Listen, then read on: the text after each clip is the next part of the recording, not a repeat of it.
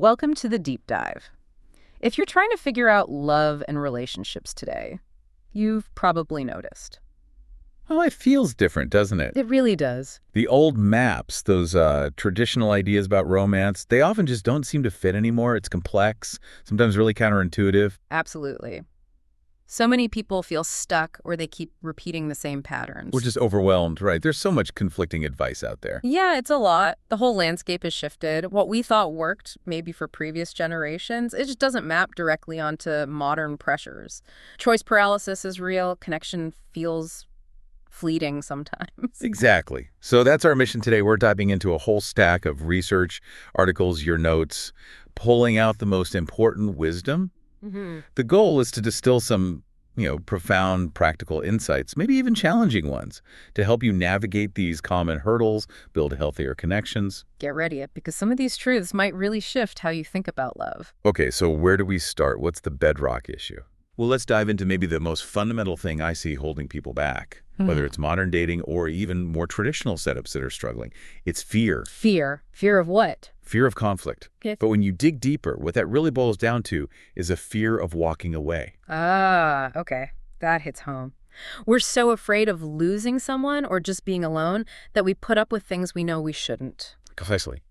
But you're saying something really powerful happens when you find that ability, that strength to leave if you're facing disrespect or heartbreak. Yes. The quality of your relationships transforms. It really does. When you exercise that power to leave, that unconditional ability to say no more, to being dehumanized. How does that change things? Because that strength, knowing you can and will walk away if needed, it paradoxically brings out the best in a partner. Really? How so? When they understand, truly understand, that you have that self-respect, that boundary, they're much less likely to push it, to exploit you. Think about it. Maybe traditionally, there was more societal pressure to stay, which could, accidentally normalize bad behavior. Right, keep things hidden. Yeah. But now, with maybe more freedom to leave, having that internal strength is even more vital. If you don't have it, if you signal you'll tolerate anything, well, that's almost an invitation for misuse. Your kindness becomes a vulnerability. Okay, so it's not just who you attract, it's about who you entertain. That's a really key difference. It's different. Because most people probably attract a range of partners, right? But it's low self-esteem that makes us stick around for the unhealthy stuff. Exactly. You normalize it. You make excuses. Think about someone who only texts late at night, or someone you're constantly defending to your friends. Yeah, we've all seen that or done it. You might attract someone great, but you keep engaging with the one who makes you anxious, the inconsistent one, the one who takes without giving back. And this ties into that whole mystery is attractive thing in modern dating, doesn't it? Oh, absolutely.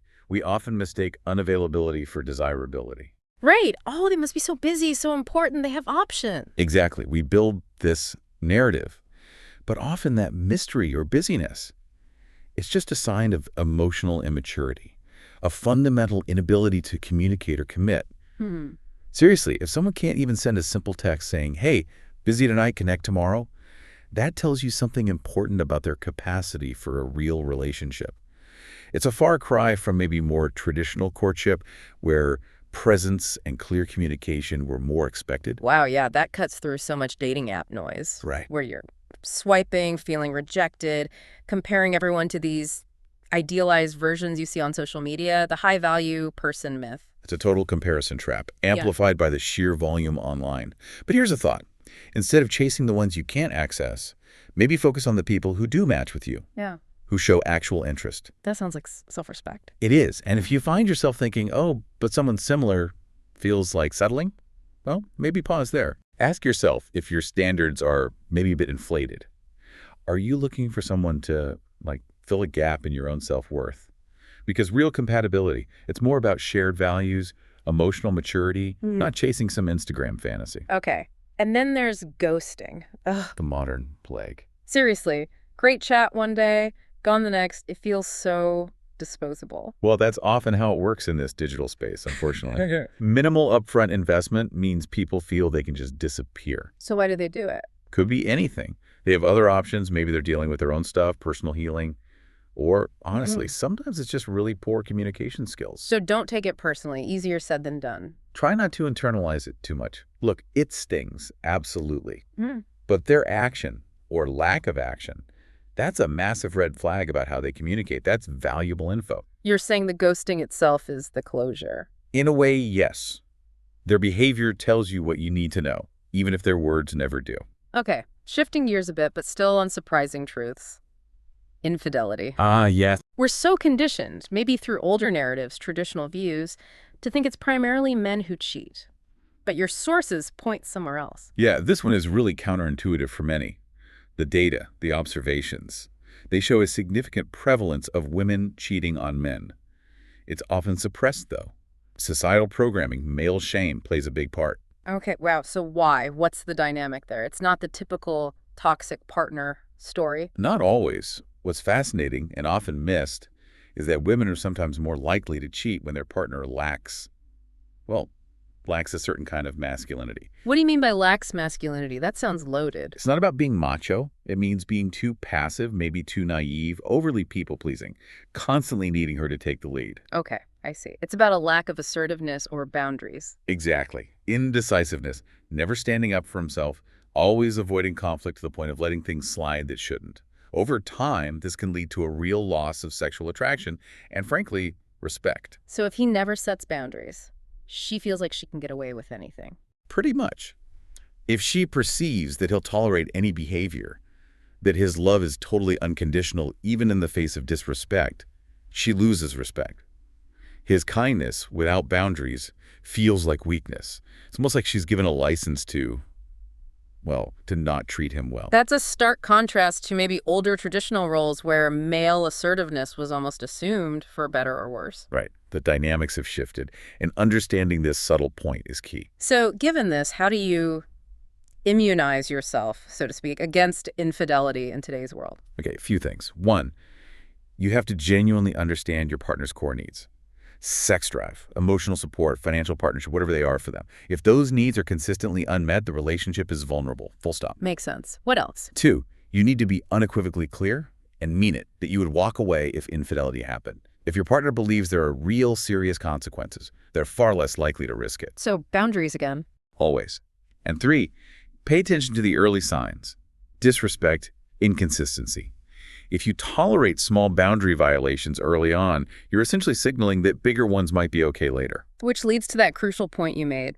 Love can be unconditional, but respect. Respect absolutely should not be unconditional. Accepting disrespect without consequence, that's giving someone permission to hurt you. Okay, so if love and respect are fundamental, what are the actual ingredients people need? You talk about the 3 A's for women and the 3 L's for men. How do these play out today compared to maybe older models? Right. So for women, think of it as a 3-legged stool. You need attraction, admiration, and adoration. All equally important. Break those down. Attraction is that initial physical chemistry, that spark. It needs to be there from the start, even if it naturally changes over time. Admiration is deep respect for who he is as a person, independent of you. His self-control, his work ethic, his healthy friendships, maybe a lack of destructive habits. Got it. And adoration. That's about his active demonstration of love towards her. Reassurance, compliments, making her feel cherished and seen. If you're missing any one of those 3, the relationship's eventually going to crumble. Give me an example. Well, adoration without attraction. That just feels needy, right? Or maybe attraction and admiration, but he never actually shows you he cares. You feel invisible. Okay, clear. And for men, the 3 L's. Lust, labor, and loyalty. Lust seems obvious. It is, but it's crucial. Sexual attraction, that synergy, Yeah. especially now, with porn so accessible, if there's no real intimacy or desire in the relationship, the temptation to look elsewhere is, frankly, higher. Okay. Labor, what does that mean? Labor is the investment. Emotional labor, financial labor. The effort a man puts into the relationship, into his partner. When he invests, he wants to see it succeed. It's skin in the game. And loyalty. Reciprocated loyalty. Knowing she's truly committed to him beyond just the physical. It's that sense of partnership. It's interesting you mentioned labor because you also noted that women sometimes make it too easy today. Yes, that's a modern paradox sometimes. In an effort to be cool or low maintenance, a woman might not allow a man to invest that labor she pays for everything, never asks for help, doesn't let him court her in a sense. And that backfires. It can. He might subconsciously perceive her as more of a short-term fling because he hasn't had to invest in the way that builds long-term commitment signals in his mind. It's different from, say, traditional courtship, where a man was often expected to demonstrate effort and investment up front. So wanting to be totally independent could accidentally signal lack of seriousness. Wow. It's a delicate balance. And that self-control piece we touched on for men, that becomes even more critical. How so? Distinguishing dating from marriage. Exactly. You might date someone fun, spontaneous, maybe a bit wild. But for marriage, for that long-term stability, you need reliability. And that comes from self-control. In what areas specifically? Key areas: sexual discipline, financial habits, physical health. If you lack self-control there, you inevitably end up trying to manage him, trying to control him. Like becoming his mother, as you put it. Right. A role you likely never signed up for. That's really profound, especially when society today often pushes the opposite, right? Indulgence, hedonism, follow your heart, YOLO. Exactly.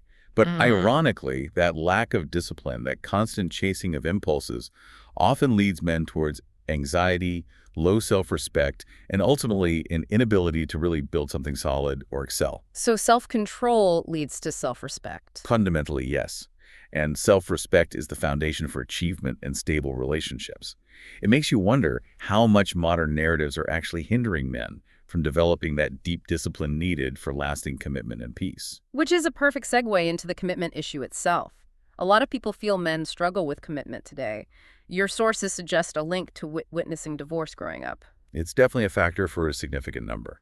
Seeing relationships break down can create a deep-seated fear of vulnerability, of that deep emotional intimacy required for true commitment. Understandable, but what about pushing someone into it? Ultimatums. Big warning sign there. You might get the proposal, you might get the wedding.